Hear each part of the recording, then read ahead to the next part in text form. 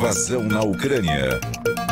Hoje nós tivemos mais um dia de negociações, estamos tendo mais um dia de negociações na Ucrânia entre representantes ucranianos e russos. O presidente da Ucrânia hoje, o Volodymyr Zelensky, afirmou que a Ucrânia precisa entender que a porta da OTAN não está aberta para admissão, né, em referência à aliança militar, dando uma sinalização aí de que pode ser que cogite a possibilidade mesmo de não requerer a entrada do país na OTAN, sinalizando para uma negociação com a Rússia. E nós tivemos, claro, desdobramentos desta guerra. Quem tem um resumo rápido aqui do dia de hoje para a gente é o correspondente da Rádio Bandeirantes nos Estados Unidos, direto de Nova York, o Eduardo Barão conosco. Boa tarde, Barão.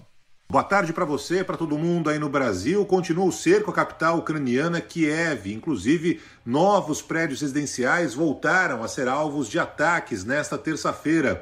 O prefeito da cidade anunciou o toque de recolher, que vai seguir até amanhã. Hoje, mais 2 jornalistas perderam a vida depois que o carro onde estavam na periferia de Kiev foi atingido por disparos. O cinegrafista da rede Fox News, Pierre Zakrzewski, e também a repórter ucraniana Alexandra Kushinova acabaram morrendo. A situação continua tensa após 20 dias de confronto. Uma nova reunião entre líderes dos dois países está sendo realizada nesse momento para tentar pôr fim à guerra.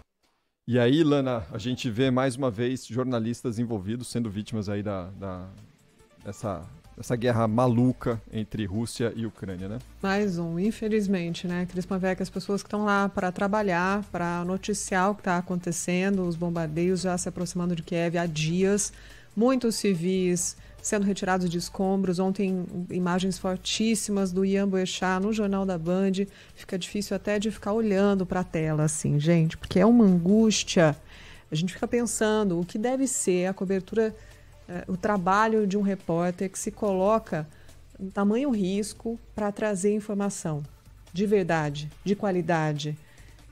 É muita coragem. Né? O Ian transmitindo, fazendo os vídeos e de repente começam a estourar bombas perto, ele deita no chão e se levanta e continua caminhando. Então, esses jornalistas feridos e que infelizmente perderam a vida, tentando prestar um serviço importantíssimo, que é levar informação. É muito lamentável o que está acontecendo, é muito difícil dar essas informações, mas eles estão lá para dizer a verdade, para mostrar o que está acontecendo no local, como a Ucrânia está sendo destruída nesta guerra. São terríveis as notícias que têm chegado e a gente torce muito para que os profissionais consigam continuar fazendo esse trabalho que é essencial para a garantia da verdade, a proteção da verdade, para que as imagens cheguem, para que as informações cheguem, para que o mundo saiba o que realmente está acontecendo na Ucrânia, Cris. Uma guerra é isso mesmo, né? A gente tem aí um histórico de conflitos internacionais que sempre produziram muitas vítimas, a maioria delas civis, né? O que chega a ser uma covardia, mas são os principais, os que mais perdem, né?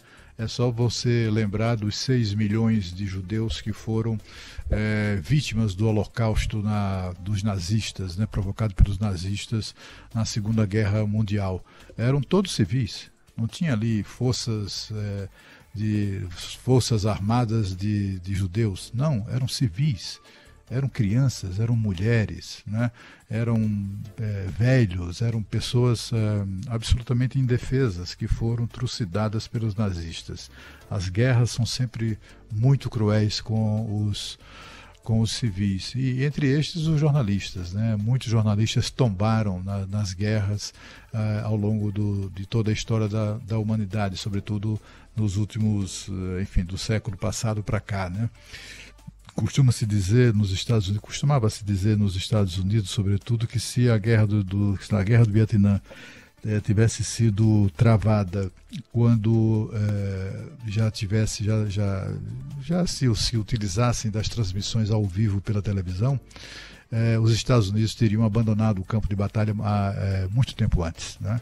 Porque nenhuma guerra suporta nenhum conflito, né, pode suportar uma cobertura autêntica, né, como a gente vê hoje.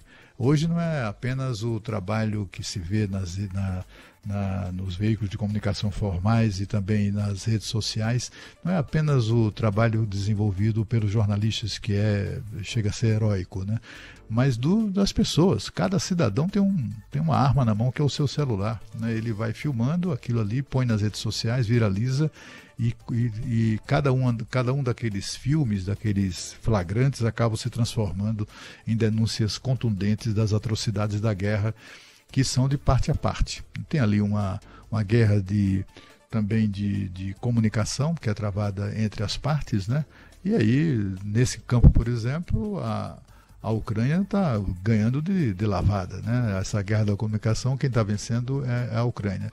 A mídia ocidental, em geral, dá credibilidade aos números e às informações que os ucranianos dão, ainda que eles não tenham como conferir se são verdadeiras, né? Naquela história de que numa guerra a verdade é sempre a principal vítima, né? Para além das vítimas civis.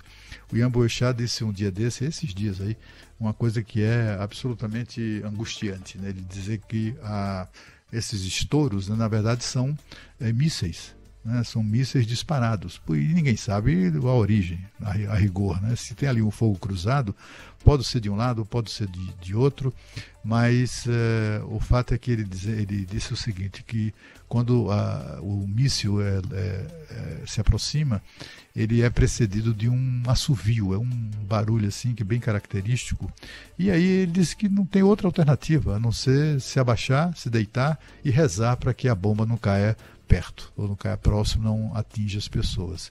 E isso certamente acontece centenas de vezes todos os dias, né? Dezenas de vezes, centenas de vezes talvez, todos os dias, e é uma realidade de uma brutalidade imensa, né? Eu não acredito muito na extensão dessa guerra exatamente pela força da denúncia das suas atrocidades. Eu acho que em algum momento isso vai começar a ser mais forte do que já né? Mais forte do que qualquer argumento. E é uma pena, lastimo, continuo aqui completamente enfim, abismado com o fato de que temos uma guerra em relação à qual não há organismos multilaterais empenhados em suspendê-la. É uma guerra onde não há mediadores entre as partes. Temos uma guerra em que, curiosamente, pessoas que se odeiam, que estão se matando, já conseguiram se sentar à mesma mesa 4 vezes para conversar e para tentar chegar a algum tipo de entendimento, não sei que tipo de entendimento, mas enfim, estão ali sentados. Ali não tem ninguém da ONU, não tem um secretário-geral da ONU, que é um fracasso, né? Um fracasso. Sujeito boa gente, eu já disse, conheço bem, ele foi sempre muito gentil comigo lá em Portugal, e é um homem de bom coração, formação católica, etc., é um cristão, e talvez isso afete muito a sua capacidade de enfrentar um momento como esse, de uma guerra tão atroz. Mas ele tem um papel inescapável como secretário-geral da ONU, que é o de promover a paz. Só que ele não tem mais essa condição, perdeu essa condição. Não tem credibilidade das partes. Então, o que a gente vê é isso, é uma guerra muito marcada e estimulada pela lacração. Todo mundo lacra, né? Eu não estou falando somente de jornalistas lacradores, né? Ou de pessoas comuns lacrando nas redes sociais. Estamos falando de governos, de governantes lacrando dia e noite. Nenhum deles faz um gesto pela paz. Quer mais é lacrar, né? E com isso a guerra só produz mais vítimas, mais e mais vítimas, enquanto ninguém se manifesta interesse efetivo, né, de promover a paz entre as partes. Só uma observação, eu falei segunda morte, a terceira morte de jornalista, viu, Cris? A jornalista ucraniana Alexandra, de 24 anos, o cinegrafista, o Pierre, que era da Fox News, esse a gente ouviu, né, o Barão falando, e teve a morte de ontem, que foi do jornalista britânico Benjamin Hall. Foi ontem, anteontem, perdeu. Então é só confirmando essas informações, e é triste ver a tentativa da Rússia de controlar essa guerra de narrativas, né, porque as imagens que chegam, infelizmente, as pouquíssimas informações que chegam são de pessoas sendo censuradas no meio da rua, sendo presas, por tentar manifestar opiniões sobre esse assunto, o que é absolutamente lamentável, porque quando a gente não tem liberdade para falar sobre os assuntos é porque acabou mesmo.